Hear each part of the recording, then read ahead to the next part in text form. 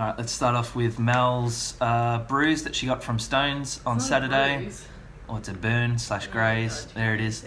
Mel's competing. What day is it? Wednesday, Thursday, Friday. Mel's competing again at Nationals in like 3 days. And I told her not to lift stones on Saturday. And that's where that story should end. No.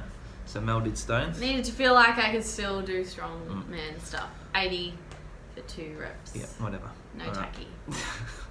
Baby weight. It's actually a bit worse than I thought. We're going to chat with Mel about her training, nutrition, and the mental side of things, leading into her bodybuilding comp a couple weeks ago, and also the 2 Strongwoman comps before that one. What flavour are you on? Mel's on the cotton candy, which is one of the worst bang drinks there is, and I'm on purple. I don't mind it. Purple guava, which is, are we saying top 3? I'm pretty sure everyone agrees this one's in top 3. If we go way back, you've done bodybuilding comps before? June 2016 and September 2016. June. And now it's October, so you competed September. So pretty much just under 3 years between comps. Exactly. So I met you just finished your 2nd bodybuilding comp? Well, before I did it, remember? No, I met you. you. Like when you finish, come I swear I met you. I swear you'd finished. Alright, we're going to have to pause this and argue. I reckon you'd finished. Telling ya. And I said, yeah, maybe you had one more. No, you're like, just do this and see how you feel. Okay. I'm right. Alright, so you've done one, you had another one to go. And then fast forward 3 years, you've done how many Strongwoman comps? At least 5 more? 5, I reckon 10. 6, 7. 10? Twice at the Arnold's, once Vic Strongest, 2 ASA qualifiers, an ASA Nationals, 2 Vic Log and Deadlift. And Best in the West. Best in the West, the Iron Hulk qualifier. Yeah, that's right. Okay, so probably 10. Yeah. And then the one here. So, yeah, easily. Yeah, so you did March, you did the Arnold's. What would you have weighed, so that was in March, what would you have weighed, say, the week after that? So on the Monday after Arnold, 68.7.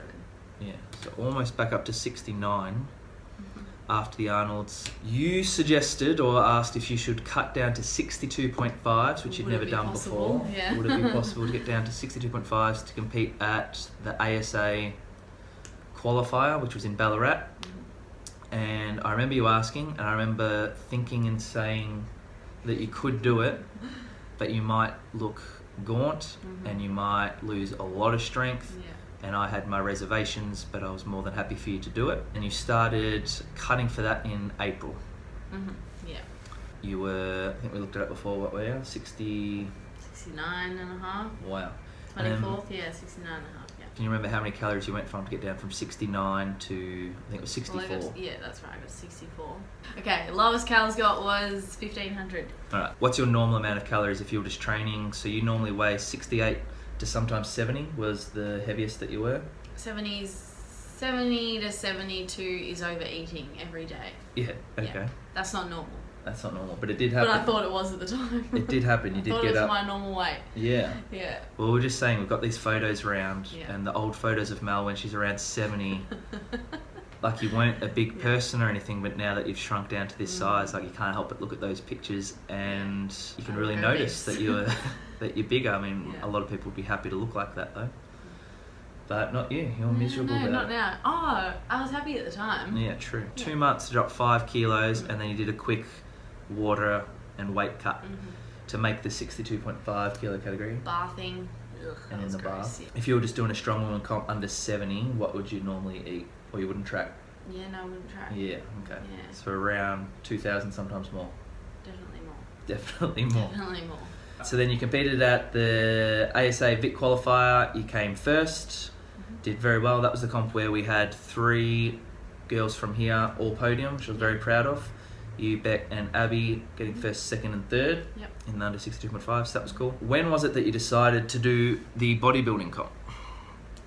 Oh, easily would have been 3 weeks before ASA. Okay. Maybe I started thinking about it to myself earlier, but I remember when I said to you. And what made you decide to do that? Because I don't think in the 3 years of knowing you, I don't think you'd ever brought up doing another comp or wanting to do another comp. I had no desire to compete again. I lost a little bit of weight and I could see that the muscle I had developed through strongman.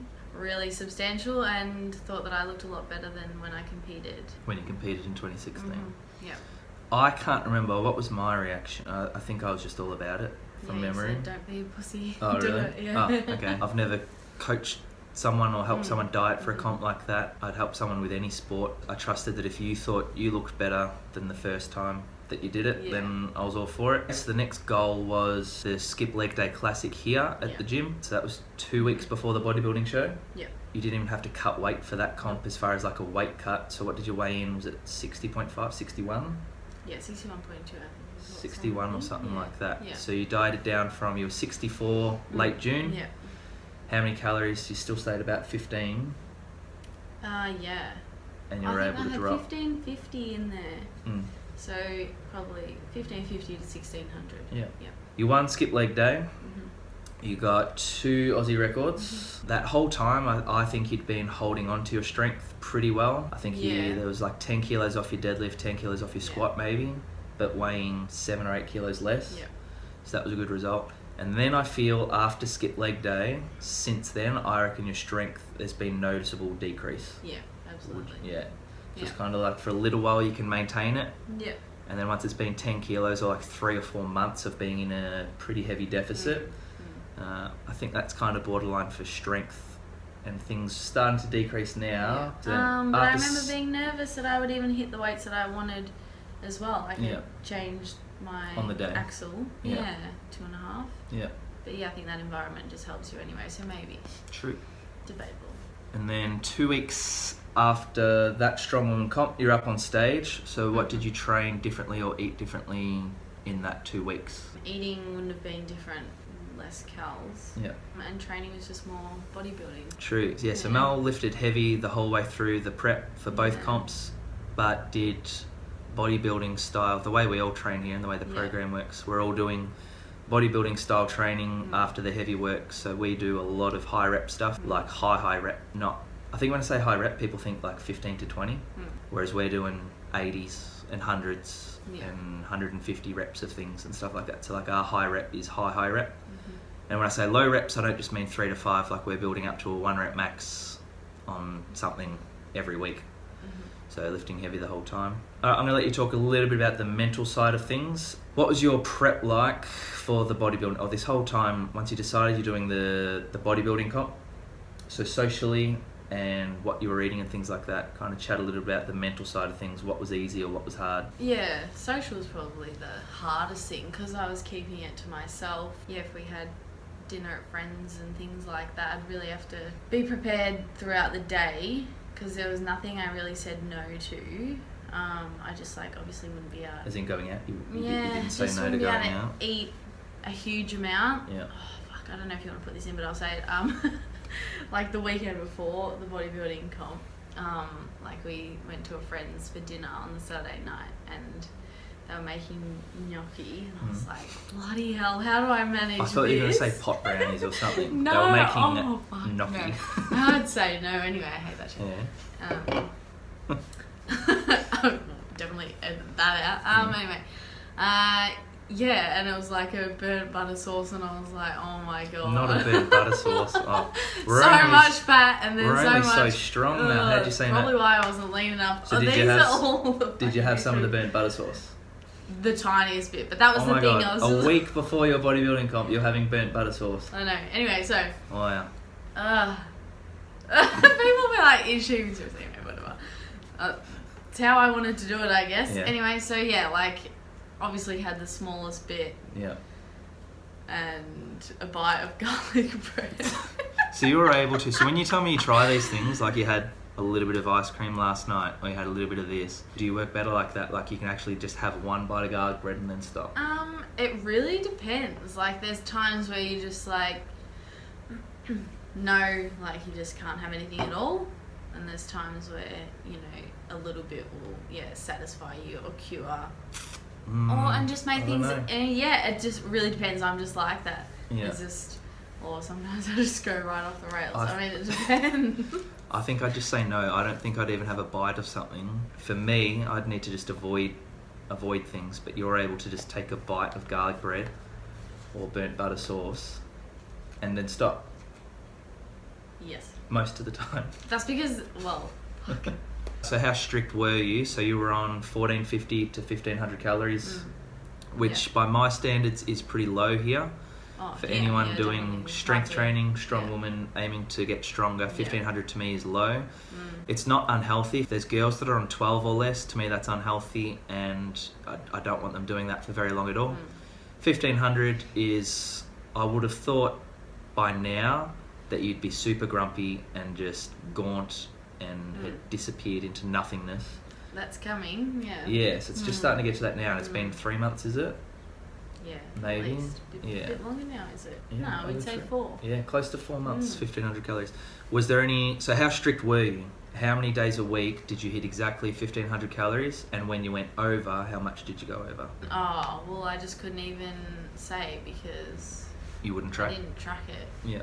But there were times, obviously, we went to friends' houses for dinner and, you know, I asked what they were making and they were making lasagna. So I took my own pre-made meal. That was slightly embarrassing, everyone eating lasagna, and I was getting picked on for having barramundi, but that's fine, whatever.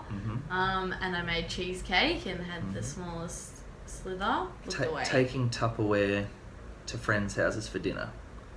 Yeah, that's... I've never done that. Exactly, that's a bit... I don't think many people would have done that. Yeah, and it was annoying to just be like, oh, well, I'm, got a strongman comp or whatever, when I wasn't saying it was a bodybuilding one. Yeah. And everyone was pretty understanding. Everyone knows I don't drink. Yeah. You did keep it to yourself, so you didn't tell anyone that you were doing the bodybuilding comp? Was that for any particular reason? Because I don't like people asking questions or... Yeah, like straight away. What are you eating? How many calories? Oh, what about this? Or even when we went to another friend's house on a weekend, you know, everyone had pizza and I just didn't eat. I ate before I went. And then, you know, someone brought out chocolates and one of the girls was like, oh, this must be really hard for you. You must want one. And I was like, let me look at the calories. Oh, no, 60 calories. Don't worry, I didn't eat as much as I thought I had for the day. I'll have one. So just things like that. People's perception of what you can and can't do is really out of whack. So just, like, I can have a bit of red wine or whatever, you just track that. Do you know what I mean? Like, things like that. Yeah. That approach to this prep has been so you think people the biggest think thing for me. A lot of people might think that to prep for this type of comp and to look how you did, you'd have to have 0 chocolate for months or 0 wine for months. And you didn't have to take those measures. No, because you can just track everything. Okay, make it work. Yeah, exactly. It's just whether you want to spend 100 and bloody whatever calories on chocolate or it's all a choice. Ice cream or wine. And there's a video, so the other videos on YouTube of a day of eating, and that was a pretty normal day from memory, and that was pretty similar to what you ate all the time, around the 1500 calorie mark, and that was I think you said 9 days out from the comp. So if you want to go watch what Mel ate, there's a video on YouTube, just the day of eating.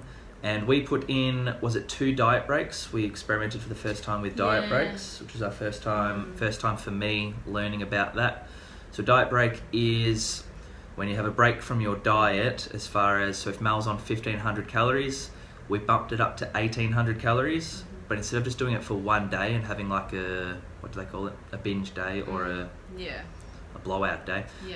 You do a controlled number, so 1800, but for 2, 3 or 4 days. So the idea being that it gives the body some nutrients that it needs, shakes up the metabolism a little bit, and then when you go back to the 1500, you're able to continue losing fat at a fast rate. If you eat the same amount of calories for months and months or weeks on end, eventually the body gets used to that and you'll stop dropping weight or you stop dropping fat, and that's not what we wanted leading into a comp. So we experimented and it worked. A weekend or 2, it was good. So we went up to, was it 3 days? I reckon we did 3 days of 1800 or more calories. Would you have hit, I reckon you went over? Wasn't there a Macca's day? Oh god, there's so many times, like now you've said that, like I thought I had to pick up, well, Dale asked me to get him a McFlurry and I did, and nuggets, and I had 1 nugget. In the car? So there's been, no, when I got back home. So there's been plenty of times of self-control. Tell us what no control. What'd you have that day, can you remember? I don't know, I think that was just You didn't have one nugget. I swear there was a time didn't you have a McFlurry? I swear you had a day. that was when before I started. It started with a cappuccino at the footy. You said you had a cappuccino at the footy. Yeah, hot chocolate. Hot Hang on, chocolate. no, but this was like when I had 11 weeks to go or whatever. So I've just Still. finished dieting for ASA and I was Yeah. like, nah, a week off to myself wasn't enough. Yeah. So, yeah, we went out for lunch. Oh, yeah. Now it's coming back. What'd you have? I swear you kept telling me. You come in on... Went out for lunch and then I went to a friend's birthday thing in Mornington and it was Yeah. driving home. I went Yes. through the drive-through. And what'd you get from the drive-through? Apple pie, McFlurry. Yeah. And that's not what I swear you had more. I swear you kept telling me, you're like, oh yeah, I had this at the footy. And we went out to a friend's and I had this. Yeah. And you're like laughing. I kind of walked off and you're like, oh, and then we got an apple pie McFlurry. There must have been other times too. Well, And there was other stuff. So you were strict, you were definitely strict, and I can attest to that. That's what I've said today. I haven't really missed out too badly. Yeah. I'm sorry, but yeah, Yeah, I think Alicia and I had a Daniel's Donuts that's right. time. I remember saying to Michael in the morning, I'm just going to have 1.5 or whatever. And what'd you have? I reckon I had like 4. And how far away from the And top there is that? Oh, I'd have to have a look. Maybe a month? Maybe a No, month? it would have been longer. I reckon 5 or 6 weeks out. Maybe. Oh. Yeah, you're still having donuts. So, I mean, you were definitely strict.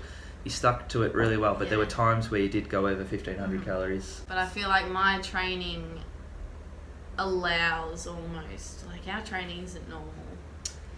True, I guess. Your body can't really, it's I'm always not- different. You could argue that I'm not sure you would have seen better results if you'd skipped out on those high calorie days. Like that, I just don't think they were detrimental. They were few and far between, and you never had. I don't think you ever would have had 3,000 calories, No. and it never would have been 2 days in a row, Yeah, no. unless it was planned, like the diet break. Like we said, you'd have 1,800 calories 3 days in a row, which is just a little bit over, and it was still you were tracking, it was still hitting the right amount of protein and things like that. Yeah. The blowout days were. It wasn't even a whole day, was it? It was like you have a No, blowout that was meal or like something I'd like that. eaten 1,200 calories and Yeah. then went to get donuts and And then you ate wouldn't too track. many. And God knows what. Yeah. Yeah. Had a bit of chocolate as well. Anyway. Did you? Yeah. When Mel says, the training kind of allows for her to eat a bit more, that's true because we're not just doing one type of training. We've got the heavy lifting, we've got the muscle building, and we've got the circuit and fitness work as well. So Mel did all that leading into the comps and then added in maybe 20 minutes worth of isolation work at the end of almost every session. And sometimes those 20 minutes took you 60 minutes to get through. Like it was like low intensity, like dumbbell curls, dumbbell rows, lateral raises, tricep push downs, like 4 exercises over 60 minutes. Probably because I was talking shit. Half my fault. Everything. Yeah, so it was, you added in that extra bodybuilding stuff, but it wasn't a lot. The majority of it was just the heavy lifting and the circuit work we do. All right. Bloody I'll hell. check that. What was I saying? Oh, I was talking shit again, Sorry, obviously. I wasn't listening.